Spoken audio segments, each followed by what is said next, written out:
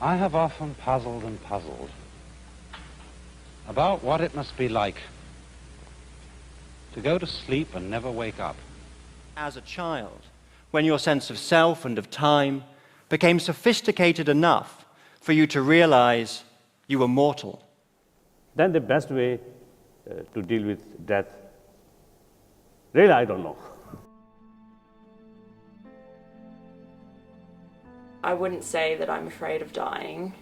I used to be, but I've been on a bit of a journey over the last 4 years or so, and over that time I've learnt a lot about what I believe life is about. And you know, growing up I heard all of these things about reincarnation and karma and past lives, and I kind of liked the sound of it, but I never really could take that belief on for myself because my level of understanding of the world was not of that nature. No, I'm not really afraid of death. I am more afraid of the consequences of what happens after my death. That is, leaving my children, making sure they're all right. That's my biggest worry, without a doubt, and not being able to spend enough time with them before I die.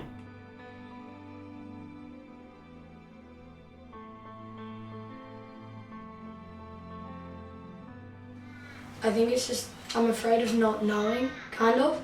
Like, yeah, it's something that no one really knows until it, really happens to you. Yeah, it's quite scary just not knowing what will happen. It's like suspenseful, but it's scary. The first raw experience I had with death was losing a friend to melanoma and watching him literally waste away to nothing. A lot of people imagine it to be a lonely process. About 2 years ago, I had an internal bleed, which was very serious. I was told afterwards it was a near-death experience, even though at the time that wasn't something I was really thinking about.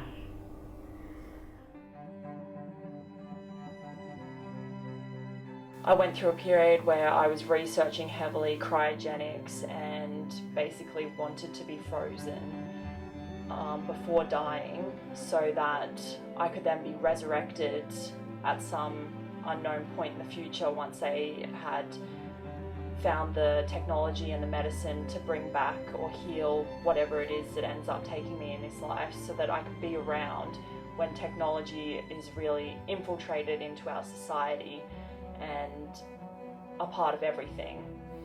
I realised that with the death of my human body, I would not cease to exist.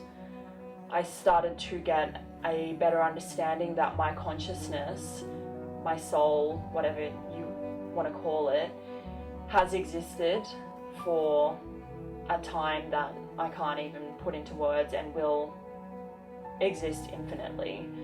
And that the experience that I'm having right now in this body is just an experience that my soul is having at this point in time, and there'll be many more, and there have been many. And through this realization, I stopped fearing death, because I realized that I will essentially live forever, not in this body. I'll have many lives, but death no longer was something that I wanted to avoid, because I realised that thing that I had been searching for through wanting to be cryogenically frozen could be found naturally. In a religious environment, it's very hard to sort of block out what you've been taught, that there is a life in heaven. But my head tells me that's not right, and I firmly believe now that you become part of the environment and nature. Go back to nature. Everything must come to life and everything will die, and that's just the beautiful system that is consciousness.